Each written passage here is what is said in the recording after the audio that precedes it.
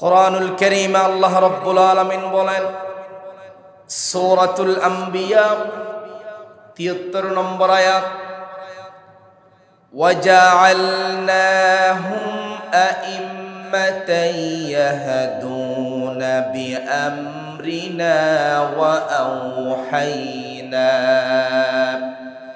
إِلَيْهِمْ فِعْلَ الْخَيْرَاتِ وَإِقَامِ الصَّلَاةِ وَإِيتَاءِ الزَّكَاةِ وَكَانُوا لَنَا عَابِدِينَ। আল্লাহ পাক বলছেন ওয়াজআলনাহুম আইম্মা, ইব্রাহিম, ইসহাক, ইয়াকুব তাদেরকে আমি প্রতিনিধি বানালাম, তাদেরকে আমি নেতা বানালাম, প্রতিনিধি বানালাম। ইয়াহদুনা বিআমরিনা, তারা মানুষকে পথ দেখায়, সত্যের পথ দেখায়। ওয়া আওহাইনা ইলাইহিম, এবং আমি আল্লাহ তাদের প্রতি অর্ডার করলাম, নির্দেশ দিলাম, ফিআলাল খায়রাত, তারা যেন সৎ কাজ করে। ওয়া ইকামিস সালাত, সালাত প্রতিষ্ঠা করে। ওয়া ইতাইজ যাকাত, যাকাত আদায় করে। ওয়া কানু লানা আবিদিন, আর তারাই ছিল আমার অনুগতশীল বান্দা, ইবাদত গুজার বান্দা ছিল। সুবহানাল্লাহ পড়েন। তাইলে এই আয়াত থেকে স্পষ্ট আমরা জানলাম ইব্রাহিম, ইয়াকুব, ইসহাক সেই সকল নবীদের যুগেও যাকাতের বিধান ছিল। সুবহানাল্লাহ পড়েন। ইসমাঈল আলাইহিস সালামের যুগেও যাকাতের বিধান ছিল। আল্লাহ পাক বলছেন সূরাতুল মারইয়ামের ৫৪ এবং ৫৫ নম্বর আয়াত, ওয়াযকুর ফিল কিতাবি ইসমাঈল ইন্নাহু কানা সাদিকাল ওয়াদি ওয়া কানা রাসূলান নাবিয়্যা وكان يأمر أهله بالصلاة والزكاة وكان عند ربه مرضيا। স্মরণ করো ইসমাঈলের কথা। সেই ইসমাঈল ওয়াদা পালনের ক্ষেত্রে, প্রতিশ্রুতি পালনের ক্ষেত্রে খুব সচেতন ছিলেন, সত্যবাদী ছিলেন। আর ইসমাঈল আলাইহিস সালাম তার পরিবারদেরকে নামাজের আদেশ দিয়েছিলেন, সঙ্গে সঙ্গে যাকাতের আদেশ দিয়েছিলেন। সুবহানাল্লাহ পড়ি। ঈসা আলাইহিস সালামকে আল্লাহ তাআলা সালাতের আদেশ দিয়েছেন, সঙ্গে সঙ্গে যাকাতের আদেশও দিয়েছেন। শুধু নামাজের কথা বলেই আল্লাহ তাআলা ক্ষান্ত হন নাই, বললেন ওগো ঈসা তুমি নামাজও পড়ো আবার যাকাতও দাও। আল্লাহ পাক বলছেন ওয়াজআলানি মুবারাকান আইনামা কুনতু ওয়া আওসানি বিস-সালাতি ওয়াজ যাকাতি মা দুমতু হাইয়া। ঈসা আলাইহিস সালাম বলছেন আল্লাহ তাআলা আমাকে আদেশ দিলেন সালাত আদায় করতে এবং আদেশ দিলেন যাকাত আদায় করতে। আর আমার জীবনকে আল্লাহ তাআলা বরকতপূর্ণ জীবন হিসাবে দান করেছিলেন। সুবহানাল্লাহ জুড়ে বলেন। আউযু বিল্লাহি মিনাশ শাইতানির রাজীম। বিসমিল্লাহির রাহমানির রাহিম। ইন্নাল্লাহা ওয়া মালাইকাতাহু يصلون على النبي يا أيها الذين آمنوا صلوا عليه وسلموا تسليما اللهم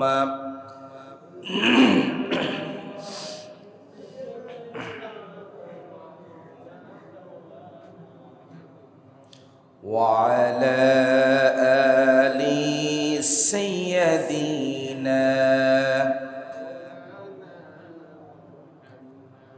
بلغ العلا بكماله كشف الدجى بجماله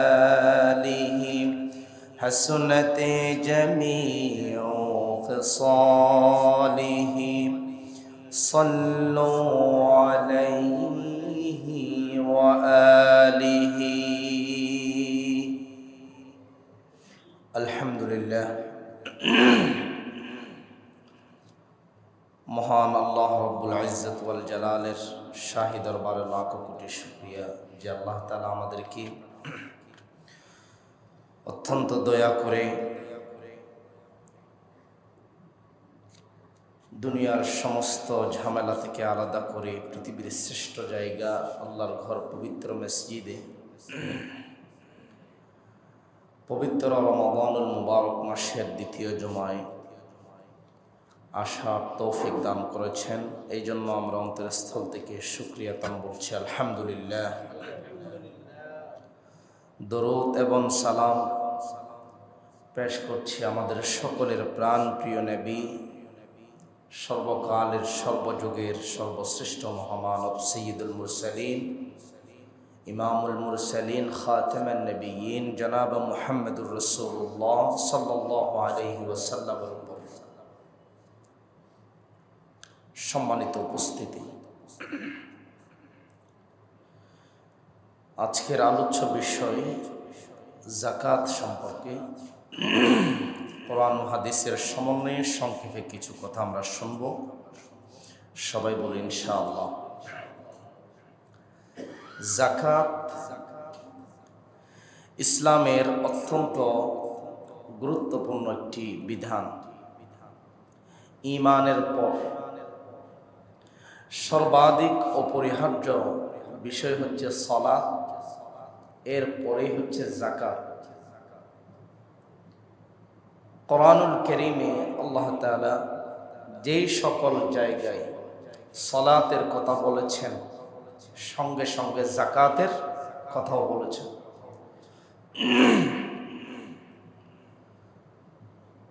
তো সালাত ফরজ বিধান, যাকাতও ফরজ বিধান। তো আমরা সালাতের ক্ষেত্রে অনুগতশীল, কিন্তু যাকাতের ক্ষেত্রে তেমনটা আনুগত্যশীল দেখা যায় না।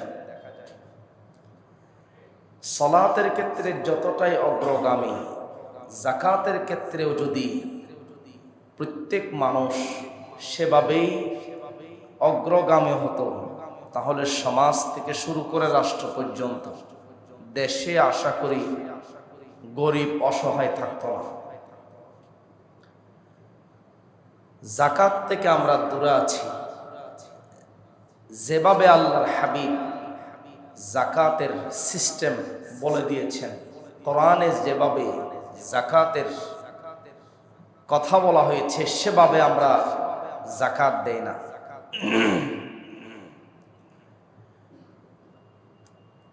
তো সালাত যেমন ফরজ বিধান, যাকাতও ফরজ বিধান। প্রত্যেকটি ইসলামের বিধানে পরিপূর্ণ আনুগত্যশীল হতে হবে, এটি মুমিনদের লক্ষণ, মুমিনদের বৈশিষ্ট্য। তো আল্লাহ পাকের যেই সকল বিধান আছে, যেই সকল বিধান আল্লাহ তাআলা দিয়েছেন, সেগুলোর প্রতি যদি আমরা আনুগত্যশীল হই, সওয়াব তো আছেই, রহমত আছেই, মাগফিরাত আছেই, পাশাপাশি আত্মশুদ্ধিরও প্রতিশ্রুতি দেওয়া হয়েছে।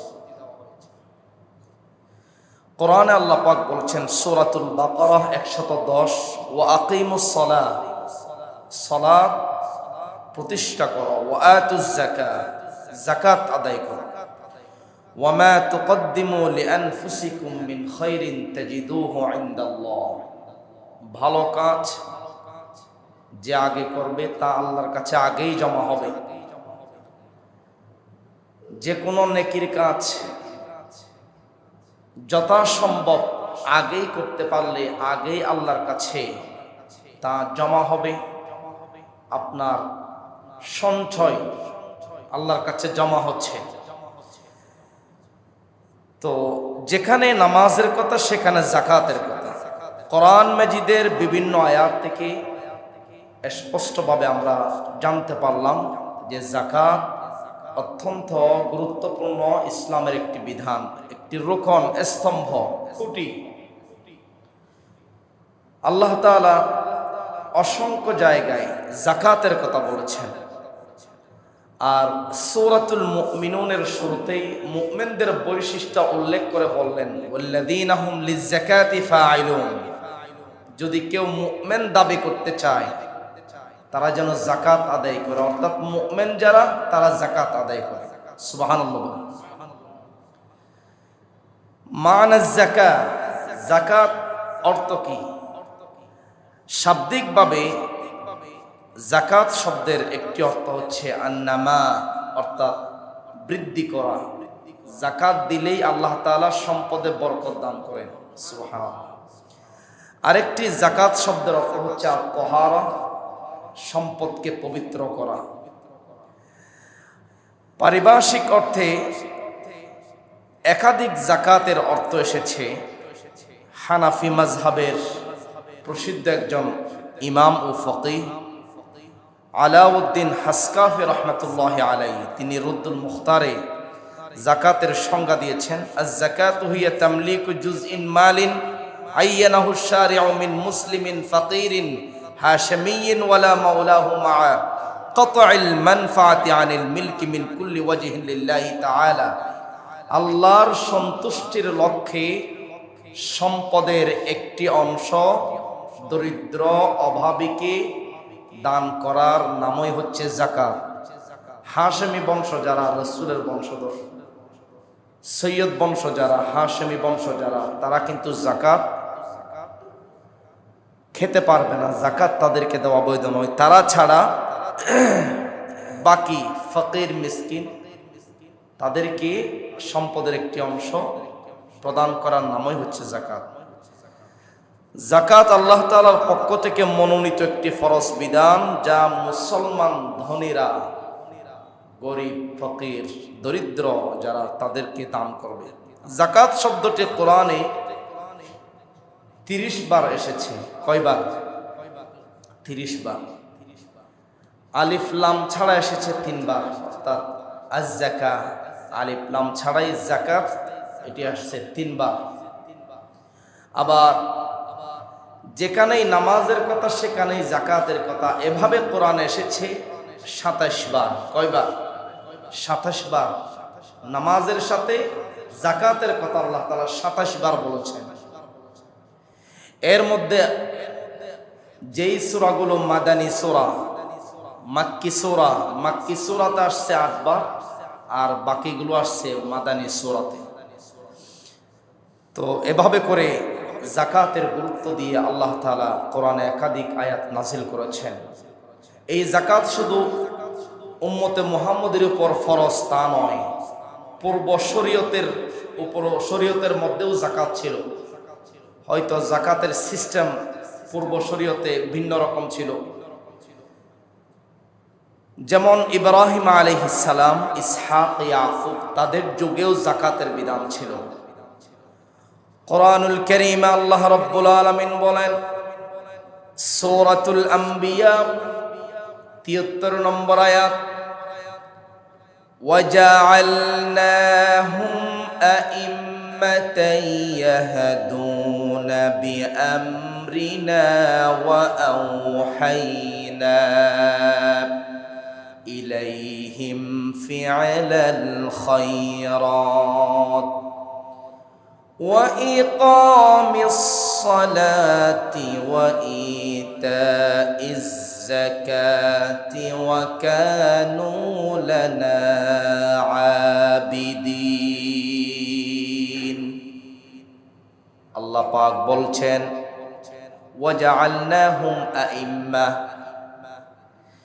ইব্রাহিম ইসহাক ইয়াকুব তাদেরকে আমি প্রতিনিধি বানালাম, তাদেরকে আমি নেতা বানালাম, প্রতিনিধি বানালাম। ইয়াহদুনা বিআমরিনা, তারা মানুষকে পথ দেখায়, সত্যের পথ দেখায়।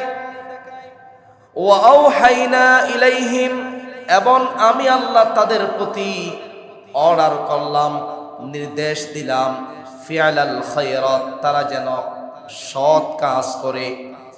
ওয়া ইকামিস সালাত, সালাত প্রতিষ্ঠা করে। ওয়া ইতাইজ যাকাত, যাকাত আদায় করে। ওয়া কানু লানা আবিদিন, আর তারাই ছিল আমার অনুগতশীল বান্দা, ইবাদত গুজার বান্দা ছিল। সুবহানাল্লাহ পড়েন। তাইলে এই আয়াত থেকে স্পষ্ট আমরা জানলাম ইব্রাহিম, ইয়াকুব, ইসহাক সেই সকল নবীদের যুগেও যাকাতের বিধান ছিল। সুবহানাল্লাহ পড়েন। ইসমাঈল আলাইহিস সালামের যুগেও যাকাতের বিধান ছিল। আল্লাহ পাক বলছেন সূরাতুল মারইয়ামের 54 এবং 55 নম্বর আয়াত, ওয়াযকুর ফিল কিতাবি ইসমাঈল ইন্নাহু কানা সাদিকাল ওয়াদি ওয়া কানা রাসূলান নাবিয়্যা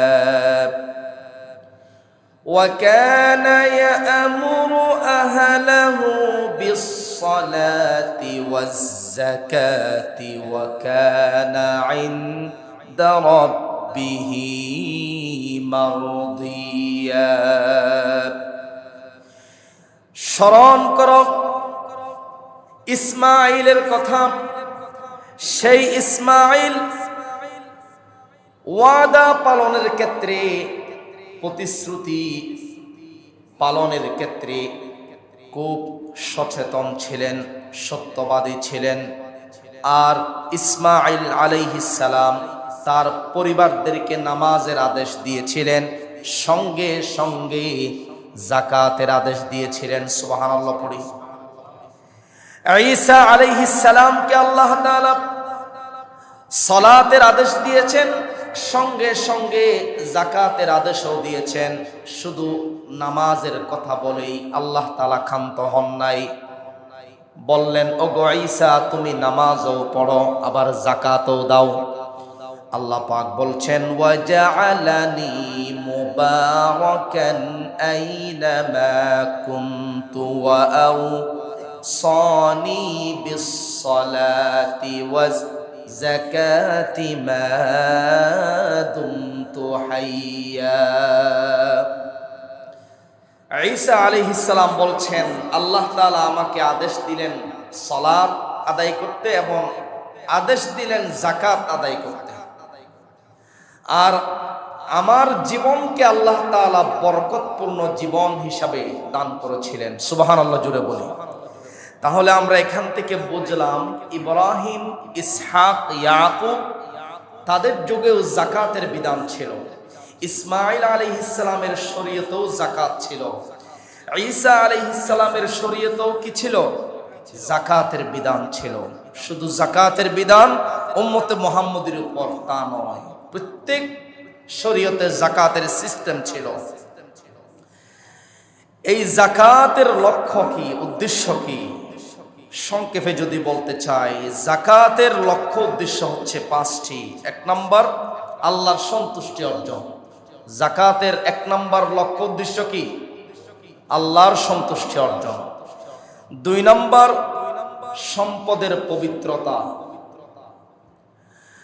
লোভ স্বার্থপরতা থেকে নিজেকে হেফাজত রাখা যায়।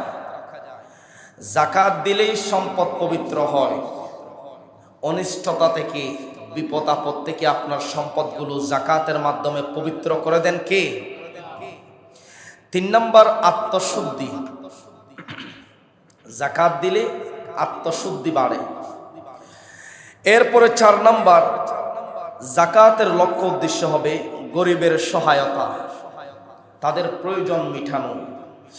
5 নম্বর, সমাজে সমতা প্রতিষ্ঠা হয়, অর্থাৎ ধনী গরিবের মাঝে বৈষম্য থাকে না আর জাকাত দিলে।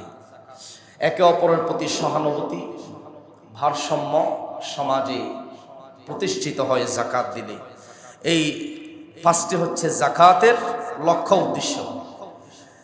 জাকাতের গুরুত্ব সম্পর্কে কোরআনুল কারীমে সূরা নূরের 56 নম্বর আয়াতে আল্লাহ পাক বলেন, ওয়া আকিমুস সালাহ, নামাজ প্রতিষ্ঠা করো, ওয়া আতুজ যাকাত, যাকাত আদায় করো, ওয়া আতিউর রাসূল, রাসূলের আনুগত্য করো, লাআল্লাকুম তুরহামুন, তাইলেই তোমরা রহমত প্রাপ্ত বান্দা হবে। সুবহানাল্লাহ বলেন।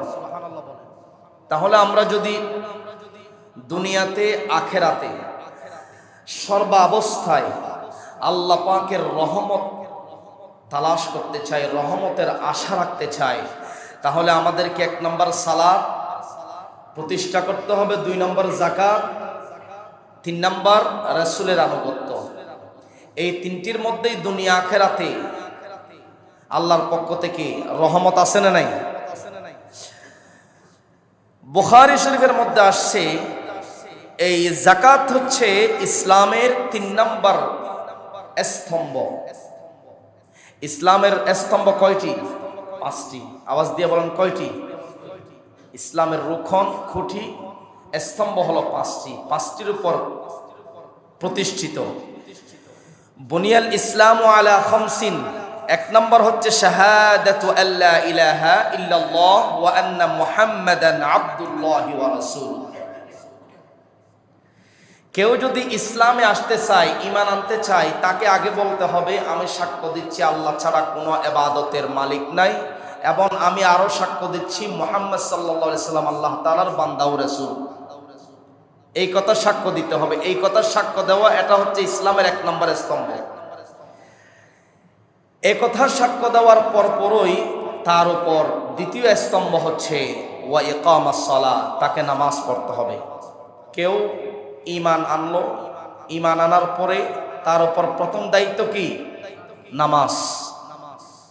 আর কিয়ামতের দিনেও সর্বপ্রথম হিসাব নেবেন আল্লাহ তাআলা কিসের?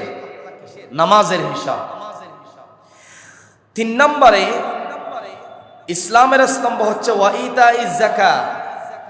দেখেন হাদিসের মধ্যেও আল্লাহর হাবিব নামাজের সাথে যাকাতের কথা বলেছেন, আবার কোরআনেও আল্লাহ তাআলা নামাজের সাথে কিসের কথা বলেছেন? যাকাতের কথা। তার মানে আল্লাহ তাআলা যতবারই যাকাতের কথা বলেছেন, নামাজের সাথে সাথে যাকাতের গুরুত্ব কম না বেশি? যাকাতের গুরুত্ব বেশি। এই জন্য আল্লাহ তাআলা নামাজের কথার সাথে সাথেই যাকাতের কথা বলেছেন। 4 নম্বর ইসলামের স্তম্ভ ওয়াল হজ, সম্পদ থাকলে হজ করা। 5 নম্বর ওয়াসৌমি রমাদান, রমজান মাসের রোজা রাখা, এটাও ইসলামের 5 নম্বর স্তম্ভ। তাইলে ইসলামের 3 নম্বর স্তম্ভ হচ্ছে নামাজের পরে জাকাত। জাকাত দিলে সম্পদ কমে না, বরং সম্পদ বাড়ে। জাকাত দিলে সম্পদ কি হয়? বাড়ে। বাড়ে মানে সম্পদে, আপনার সম্পদে বরকত হয়। যদিও বা বাহ্যিকভাবে জাকাত দিলে আপনার 1 লক্ষ টাকা আছে, সেখান থেকে আপনি জাকাত দিচ্ছেন, যদিও বা বাহ্যিকভাবে দেখা যাচ্ছে 1 লক্ষ টাকা থেকে কিছু কমে গেছে, কিন্তু মূলত যেগুলো কমে গেছে এর মধ্যে আরো আল্লাহ তাআলা দ্বিগুণ দ্বিগুণ বরকত দেন। সুবহানাল্লাহ পড়ে। তো বাহ্যিকভাবে জাকাত দিলে সম্পদ কমলেও আল্লাহ তাআলা আপনার বাকি সম্পদটুকুর মধ্যে বরকত দিয়ে দেন। সুবহানাল্লাহ জোরে বলেন। তো জাকাত দিলে সম্পদ কমে না, সম্পদ বাড়ে। যারা জাকাত আদায় করে তাদেরকে মহা পুরস্কারের ঘোষণা দিয়েছেন কোরআনে, সূরা নিসা 162 নম্বর আয়াত। আল্লাহ রাব্বুল আলামিন বলেন, যারা জাকাত আদায় করবে তাদের জন্য মহা পুরস্কারের ঘোষণা রয়েছে।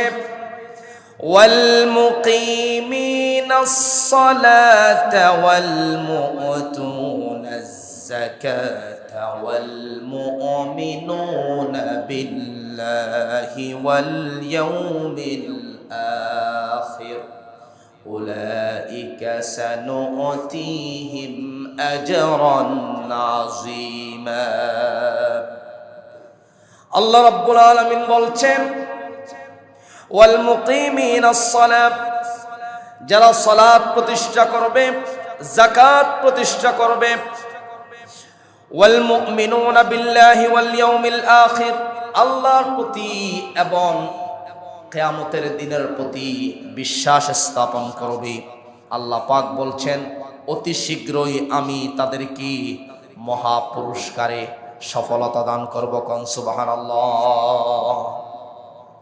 মহা পুরস্কারের ঘোষণা আল্লাহ পাক দিয়েছেন যারা যাকাত, নামাজ, আল্লাহর প্রতি বিশ্বাস রেখেই যাবতীয় বিধান পালন করবে, আখিরাতের প্রতি বিশ্বাস স্থাপন করবে, তাদেরকে মহা পুরস্কারের ঘোষণা দিয়েছেন কে?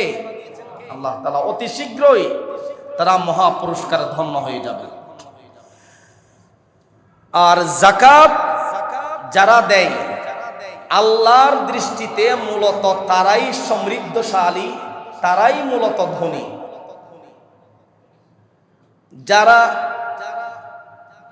সম্পদ, টাকা পয়সা মানুষের কাছে লাগায় সুদের মাধ্যমেও টাকা যারা বাড়ায়, তাদের বাড়ানো টাকা আল্লাহর কাছে গ্রহণযোগ্য নয়, আল্লাহর কাছে হালাল নয়, বৈধ নয়, জায়েজ নয়।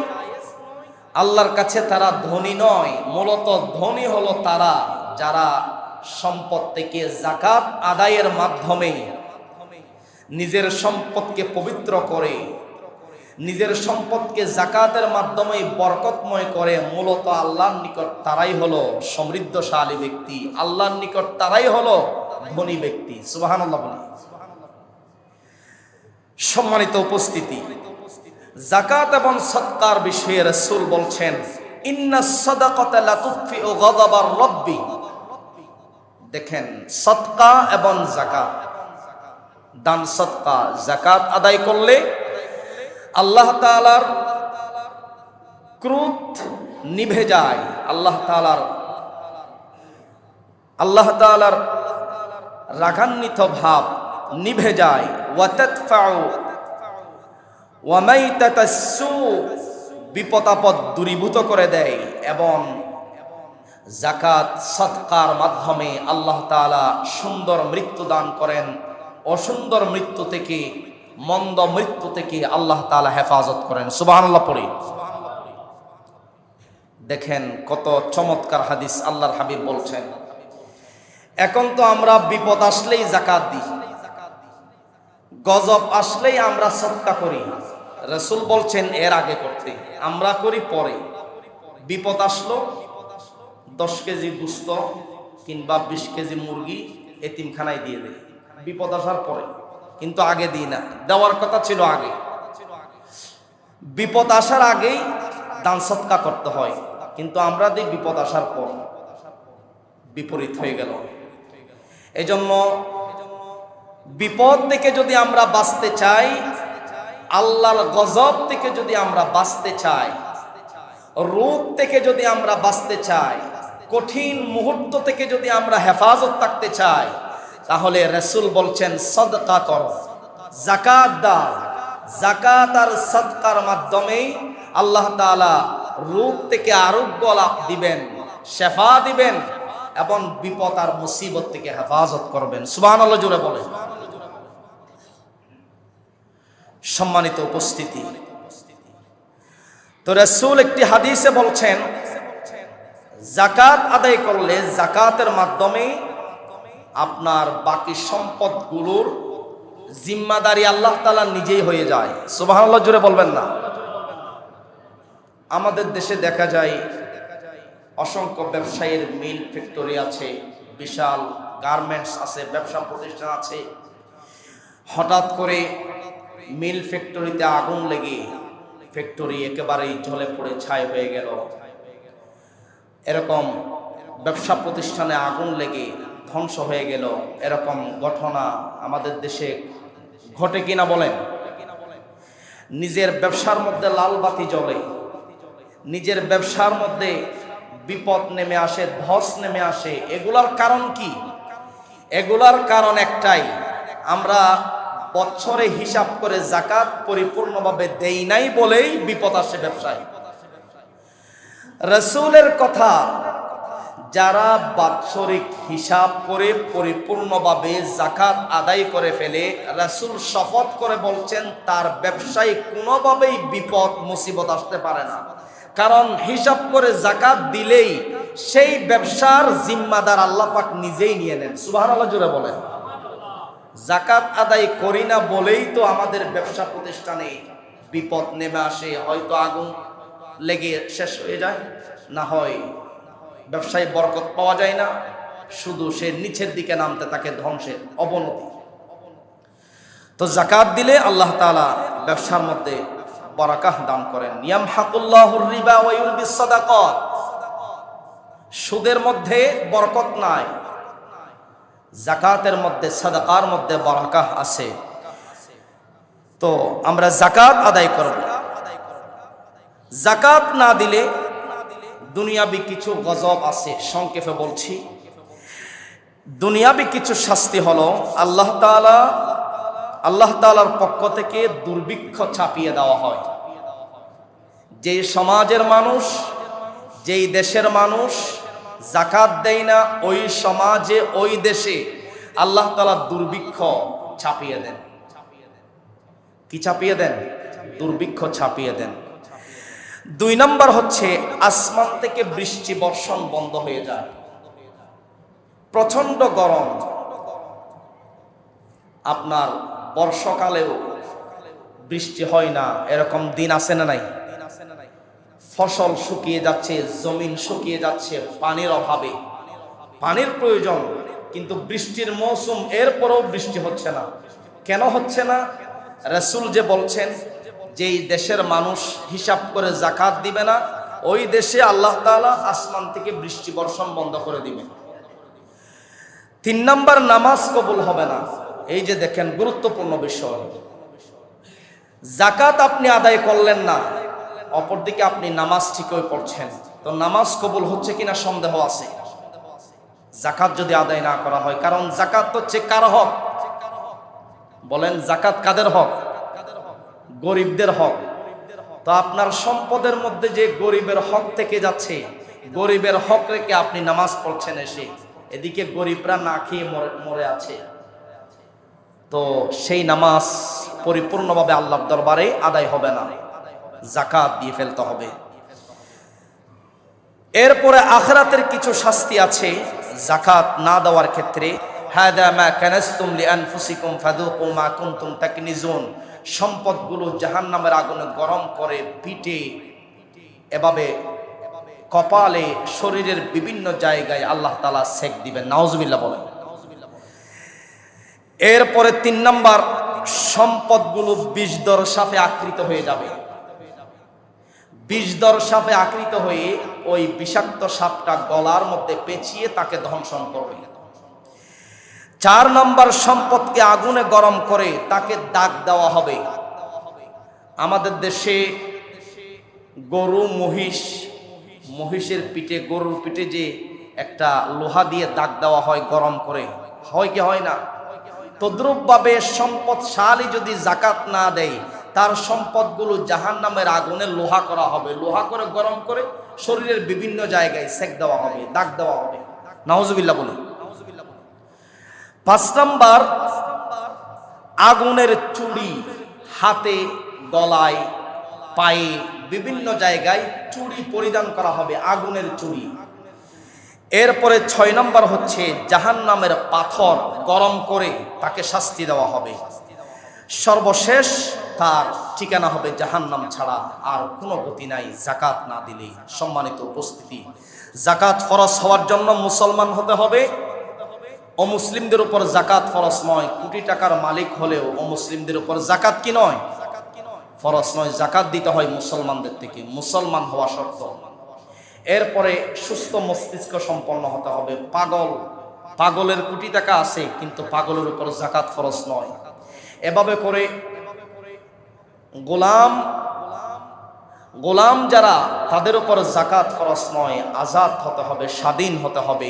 4 নাম্বার, জাকাত ফরজ হওয়ার জন্য আরেকটি শর্ত হচ্ছে বালেগ হতে হবে। নাবালেগ যারা, তাদের উপর জাকাত ফরজ নয়। তবে এ বিষয়ে কিছু ইখতিলাফ আছে। তো জাকাত ফরজ হওয়ার জন্য 3টি শর্ত পাওয়া যায়: নেসাবের মালিক হওয়া এবং নেসাবের সম্পদের উপর 1 বছর অতিবাহিত হওয়া। আর যেই সম্পদগুলো বর্ধনশীল হয়, অর্থাৎ প্রতিনিয়ত বাড়ে, যেমন টাকা বাড়ে, গবাদি পশু থাকলে সেগুলো বাড়ে প্রতি বছর, বাচ্চা দিলে বাড়ে, ছাগল থাকলে ছাগলে বাড়ে, তারপরে যদি গরু মহিষ থাকে সেগুলোর মধ্যেও প্রতি বছর বছর বাড়ে, এরকম বর্ধনশীল সম্পদের মধ্যে জাকাত আসবে। এভাবে করে আমাদেরকে জাকাত হিসাব করে আদায় করতে হবে। এখন জাকাত দেওয়াটা আমরা একটা স্টাইল বানিয়ে নিয়েছি। বড় লোকরা জাকাত দেয় শাড়ি লুঙ্গি দিয়ে। কি দিয়ে জাকাত দেয়? শাড়ি লুঙ্গি। তো শাড়ি লুঙ্গি দিয়ে জাকাত দেওয়ার মানে কি? শাড়ি লুঙ্গি দিয়ে জাকাত দেওয়ার কোনো মানই হয় না, কোনো হাদিসে তো নাই, কোরআনে তো নাই শাড়ি লুঙ্গি দিয়ে জাকাত দাও।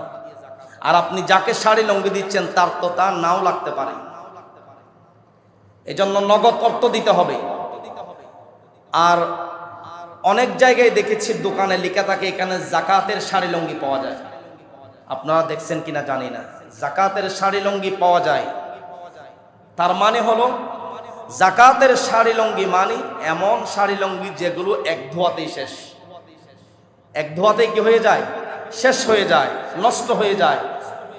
তো আমি আপনি জাকাত কিংবা সদকা যাকে দিচ্ছি তা কম দামের হতে হবে নাকি বেশ দামের হতে হবে? ভালো হতে হবে নাকি খারাপ হতে হবে? আপনি জিনিস দেন কিংবা টাকা দেন, জিনিস দিলে ভালো মানের, যা আপনার জন্য পছন্দ করেন তা অপরের জন্য পছন্দ করতে হবে। কোরআনে আল্লাহ তাআলা বলছেন, লান তানালুল বিররা হাত্তা তুনফিকু মিম্মা তুহিব্বুন, ততক্ষণ পর্যন্ত তোমরা আল্লাহর নিকট প্রিয় বান্দা হতে পারবে না যতক্ষণ পর্যন্ত তোমরা নিজেদের প্রিয় বস্তু আল্লাহর রাস্তায় দান না করো, সদকা না করো, যাকাত না দাও। তাহলে যা দিব আমরা তা নিজের জন্য যদি পছন্দ হয়, সবচেয়ে ভালো জিনিসটাই আমি আপনি দেব। ইব্রাহিম আলাইহিস সালাম দিয়েছেন কলিজার টুকরা সন্তান কোরবানি আল্লাহর রাস্তায়, সবচেয়ে পছন্দের কলিজার টুকরা সন্তানকে দিলেন। এক সাহাবী রাসূলের নিকট আসলেন এই আয়াত নাজিল হওয়ার পর, বলছেন, ইয়া রাসূলুল্লাহ, আমার নিকট একটি বাগান আছে, বাইরাহা নামক একটি খেজুর বাগান। ওই বাগানটা আমার নিকট অত্যন্ত পছন্দনীয় বাগান। ওই বাগানে প্রতি বছর ফলন বৃদ্ধি পায়, খেজুর বেশি ধরে। এরকম একটি বাগান আমার নিকট আছে, আমার পছন্দের বাগান। আমি আমার ওই পছন্দের বাগানটা আল্লাহর রাস্তায় সদকা করে দিলাম, আপনি ওখান থেকে দরিদ্র ফকির মিসকিনদেরকে দান করেন। সুবহানাল্লাহ পড়েন। তো আয়াত নাজিল হওয়ার পরে সাহাবীরা আমল করে ফেললেন, সবচেয়ে পছন্দের বাগানটা আমি আল্লাহর রাস্তায় দিয়ে দিলাম। কিন্তু আমরা সবচেয়ে পছন্দের জিনিসটা দেই না, আমরা কোন দোকানে কম দামের শাড়ি লুঙ্গি আছে ওগুলোই বাছাই করে আমরা দিই। তো আপনারা দিবেন নগদ অর্থ, কারণ যাকে আপনি জাকাতের টাকা দিচ্ছেন, জাকাতের শাড়ি লুঙ্গি দিচ্ছেন, হয়তো সে আরেকজনের কাছ থেকেও শাড়ি লুঙ্গি পেতে পারে। তো তার বাড়িতে তো শুধু শাড়ি লুঙ্গি জমা হয়ে যাবে, তার নিজের প্রয়োজন মতো কিছু কেনার সামর্থ্য তার কাছে নাই। তার কাছে বিভিন্ন কিছুর প্রয়োজন হতে পারে, এখন তার তো টাকা নাই। তো আপনি কি করবেন? নগদ অর্থ তাকে দিবেন, তার মতো করে সে তার প্রয়োজনীয় জিনিসগুলো কিনতে পারবে। টাকা দেওয়া এটা হচ্ছে সবচেয়ে উত্তম। সম্মানিত উপস্থিতি, তো জাকাতের কিছু খাত আছে। দেখেন সূরা তাওবার 60 নম্বর আয়াত খুলে দেখলে সেখানে পাওয়া যাবে ইন্নামাস সাদাকাতু লিল ফুকারা'i ওয়াল মাসাকিন ওয়াল আমিলিনা আলাইহা ওয়াল মুআল্লাফাতি কুলুবুহুম ওয়া ফির রিকাব ওয়াল গারিমিন ওয়া ফি সাবিলিল্লাহি ওয়া বিনিস সাবিল। 8টা যাকাতের খাত আছে। আপনার যাকাতের টাকা, সদকার টাকা কোথায় কোথায় আপনি ব্যয় করবেন, খাত কয়টা? একটু আওয়াজ দিয়ে বলতে হবে, যাকাতের খাত কয়টা? 8টা। 1 নম্বর, নিঃস্ব মানুষ। নিঃস্ব কারা? যারা অপরের কাছ থেকে নেওয়া ছাড়া চলতে পারে না। কেউ তাকে দিলেই সে ভাত খেতে পারে, চলতে পারে, একেবারেই তার কাছে কিছু নাই, অপরের কাছে হাত পাততে হয়, তাদেরকে বলা হয় নিঃস্ব। তাদেরকে দেন। অভাবী। অভাবী কারা? যা আছে তার কাছে তা দিয়ে প্রয়োজন মিটাইতে পারে না, পুরোপুরি হয় না, সে হলো অভাবী। মনে করুন কেউ 10,000 টাকা মাসে কামায়, 10,000 টাকা দিয়ে তার সংসার চলে না, কষ্ট হয়ে যায়, তাকে আপনি যাকাতের টাকা দিতে পারেন। 3 নম্বর খাত হচ্ছে যাকাত যারা কালেকশন করে তাদেরকে বেতন ভাতা হিসাবে যাকাত দেওয়া যায়। 4 নম্বর, কোন অমুসলিম নও মুসলিমকে ইসলামের পথে ধাবিত হওয়ার জন্য তাকে যাকাতের টাকা থেকে দিতে পারেন। 5 নম্বর, কৃতদাস দাসীদের মুক্তির জন্য যাকাতের টাকা ব্যয় করা যায়। 6 নম্বর, ঋণগ্রস্ত ব্যক্তিকে যাকাতের টাকা দিতে পারেন, আপনি টাকা দিলেই সে ঋণ থেকে মুক্তি পেল। 7 নম্বর, সফর অবস্থায়, যেমন কোনো বড় লোক, তার কাছে কোনো কিছুর অভাব নাই, সে সফরে গেল, সফরে যাওয়ার পর সেখানে সে অভাবে পড়ল, তখন সফর অবস্থায় তাকে যাকাতের টাকা দিতে পারেন। 8 নম্বর হচ্ছে ফি সাবিলিল্লাহ, আল্লাহর রাস্তায় যারা জিহাদ করে, জিহাদের সামগ্রী কেনার জন্য, সরঞ্জাম কেনার জন্য যাকাতের টাকা জিহাদের রাস্তায় খরচ করা যায়। কোন কোন সম্পদে যাকাত দিতে হবে? 6 ধরনের সম্পদের যাকাত আছে। বলেন তো কয় ধরনের? সংক্ষেপে বলে যাচ্ছি, আলেমদের সাথে পরামর্শ করে আপনার কি কি সম্পদ আছে, কি রকম আছে, হিসাব করে যাকাত আদায় করে ফেলবেন। স্বর্ণের যাকাত আছে, রূপার যাকাত আছে, নগদ টাকা পয়সার যাকাত আছে, ব্যবসার মালামালের যাকাত আছে, গবাদি পশুর যাকাত আছে, ফসলের যাকাত আছে। আমাদের দেশে ফসলের যাকাত এটা বিলুপ্তের পথে। ফসলের যাকাত আমরা দেই না এবং এই বিষয়ে জানারও চেষ্টা করি না। শুধু সম্পদের টাকা পয়সার যাকাত দেই, কিন্তু ফসলের যাকাত দেই না। ফসল বছরে হয় 3 বার উঠে জমিন থেকে, না হয় 2 বার উঠে। বছরে 3 কোনো হয়, 2 কোনো হয়, ঠিক না? ওই ফসলের যাকাতের ক্ষেত্রে 1 বছর অতিবাহিত হওয়ার দরকার নাই, যেই বছর ফসল উঠবে ওই বছর ওই যাকাত দিতে হবে। তো বছরে 3 বার যদি ফসল উঠে 3 বার ওই যাকাত দিতে হবে। এখানে মাসালা আছে, ইখতিলাফ আছে। যেমন সংক্ষেপে বলছি, যদি আপনার চাষাবাদ বৃষ্টির পানি দ্বারা হয়, তেমন আপনাকে খরচ করতে হয় নাই, এমনি ফসলগুলো উঠে গেছে, আপনি রোপণ করে দিয়ে আসলাম, ফসল উঠে গেছে, আকাশের পানি দ্বারা, বৃষ্টির পানি দ্বারা ফসল উৎপন্ন হলো, তখন আপনাকে দিতে হবে প্রতি 100 কেজিতে 10 কেজি। কয় কেজি? প্রতি 100 কেজিতে কয় কেজি? 10 কেজি। আর বিশেষ করে আমাদের বাংলাদেশের চাষি যারা, কৃষক ভাই যারা, তারা তো বেশি কষ্ট করে, বেশি টাকা খরচ করতে হয়, সার দিতে হয়, বিভিন্ন ধরনের ঔষধ ব্যবহার করতে হয়, পানি দিতে হয়। এরকম যদি সার দিয়ে কষ্ট করে পকেটের টাকা বেশি খরচ করে যদি চাষাবাদ হয়ে থাকে, তাহলে আপনাকে দিতে হবে প্রতি 100 কেজিতে 5 কেজি। কয় কেজি? 5 কেজি। এভাবে করে যাকাত, ফসলের যাকাত আদায় করতে হবে। আরেকটি প্রশ্ন হচ্ছে ভাই বোনকে যাকাত দেওয়া। ভাই বোনকে যাকাত দেওয়া যায়? আপনার ভাই, আপনার বোন যেখানে বিবাহ দিচ্ছেন, গতকালও একজন এই প্রশ্নটি করেছে, আপনার বোন বিবাহ দিয়েছেন, যেই ঘরে দিয়েছেন স্বামী অসহায়, আর্থিকভাবে কষ্টে আছে, আপনি আপনার নিজের বোনকে আপনার যাকাতের টাকা দিতে পারেন, নিজের ভাইকে দিতে পারবেন। মসজিদ মাদ্রাসায় মসজিদ যাকাত খাবে না, মসজিদের যাকাতের টাকা ব্যবহারযোগ্য নয়। মাদ্রাসায় যদি লিল্লা বোর্ডিং থাকে, ভালো করে শুনবেন, যেই সকল মাদ্রাসায় এতিম বাচ্চারা লেখাপড়া করে, লিল্লা বোর্ডিং আছে, সেখানেই শর্ত সাপেক্ষে আপনি যাকাতের টাকা দিবেন। ওই যাকাতের টাকা থেকেই এতিম ছাত্র যারা তাদের ব্যয়বর বহন করবে। এরকম যদি থাকে এতিম ছাত্র, তাহলেই মাদ্রাসায় যাকাত দিতে পারবে, শুধুমাত্র এতিমদের জন্য। নলকূপ, জনকল্যাণমূলক কাজ, রাস্তা ঘাট, ফুল, এগুলো কোনোটি যাকাতের টাকা দিয়ে করা যায় না। হ্যাঁ, যদি সমাজে কোনো অসহায় মানুষ আছে, যাকাত খাওয়ার মতো লোক আছে, তার বাড়িতে নলকূপ নাই, অথবা সে তার বাড়িতে যাওয়ার জন্য একটা রাস্তা দরকার, একটা রাস্তা করে দিলেন, কিংবা একটা নলকূপ তাকে দিয়ে দিলেন, এটা করা যাবে। কিন্তু রাস্তার পাশে আপনি যাকাতের টাকা দিয়ে নলকূপ স্থাপন করলেন, মানুষেরা হাঁটার পথে পানি খাবে, এটা যাকাতের টাকা থেকে করা যায় না। কারণ ওইখান থেকে ফায়দা ধনী লোকেরাও নিতে পারে, গরিব লোকেরাও নিতে পারে। তো যাকাতের টাকার জন্য, যাকাতের টাকা থেকে যে কোনো কিছু করার জন্য নির্দিষ্ট ফকির, মিসকিন, অসহায়কে মালিক বানাতে হবে আপনার টাকা থেকে। এরপর আরেকটি বিষয় হচ্ছে, কয়েক বছর যাকাত যদি কেউ না দেয়, তাহলে তার জন্য প্রথম বিষয় হচ্ছে তাকে তাওবা করতে হবে। এরপরে যে কয়েক বছর যাকাত দেয় নাই, হিসাব করে আস্তে আস্তে তা আদায় করে ফেলতে হবে, বাঁচার কোনো রাস্তা নাই। মা বাবা যাকাতের টাকা খেতে পারবে না, সন্তানও খেতে পারবে না, দাদা দাদি, নানা নানি, কেউ যাকাতের টাকা খাওয়ার উপযোগী নয়। বেনামাজিকে যাকাতের টাকা দেওয়া যাবে না। বেনামাজি যারা মান তারাকা সালাতা ফাকাদ কাফারা, যারা নামাজ ইচ্ছাকৃত ছেড়ে দেয়, তারা কুফরির মধ্যে লিপ্ত হয়ে যায়। তো যারা ইচ্ছাকৃত নামাজ ছেড়ে দেয়, তাদেরকে যাকাতের টাকা না দেওয়ার জন্য ফকিহগণ বলেছেন। এরপরে ডিপিএস, অনেকের ডিপিএস আছে, ডিপিএস এর উপর যাকাত আসবে। যেমন গতকালকে একজনে বলছিল যে আমি বাড়ি নির্মাণের জন্য, আমি প্রবাসে থাকি, বাড়ি নির্মাণের জন্য আমার কোনো জায়গা নাই, জায়গা কেনার জন্য কিংবা বাড়ি করার জন্য আমি টাকা জমাচ্ছি, ওই টাকার উপর যাকাত আসবে কিনা বলছিল। অবশ্যই ওই টাকার উপর যাকাত আসবে।